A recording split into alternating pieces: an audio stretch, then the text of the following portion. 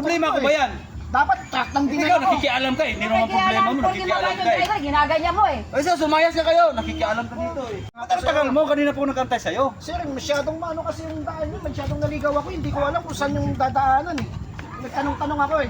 Ano naman yun? Di ba may ano ka naman? May kuha ka naman? May Google Map ka naman?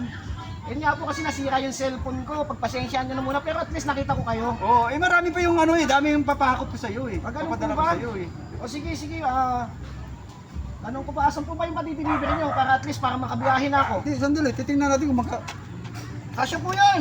Sigurado ka? Oo, kasya yan. Hindi, Dala ko baka magamit mamaya, hindi dito. kasi ito ha. Pero kahit na ano, kahit na isa-isa lang, medyo marami kasi. Wala namang problema, Oo. boss. Basta kaya naman. Basta kahit isa-isa, okay naman yun, ha? Oo. Yan, yan lang. Ito muna yung unahin natin. Ito muna yung unahin natin. Yan ba? Oo, bakit?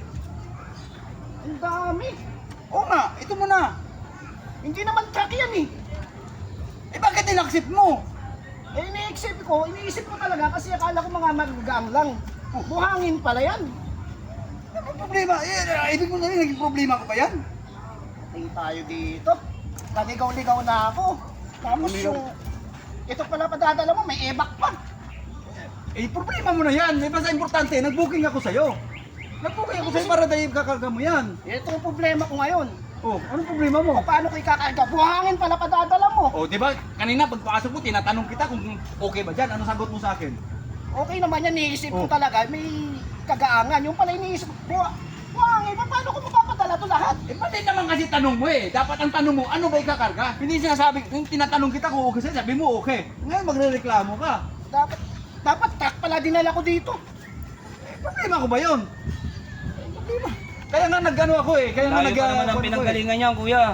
Eh, itong inano ko na, ano, na motor oh. Kaya nga, malayo yung Nag-booking ako, pinanggalingan para niya, ihakot ko tapos tong ano. si padadali, buhangin. Buhangin pala ang padadala ni Kuya. Akala ko, Yung mga problema. kahon-kahon lang eh. Oh, ibig sabihin na, naging problema ko pa yung problema mo. Ha? Yung iniisip ko, boss, paano yan? Ay, hindi mo pwede cancel yan, kakarga mo yan. Hindi mo pwede ka-cancel yan, i-report kita, sige.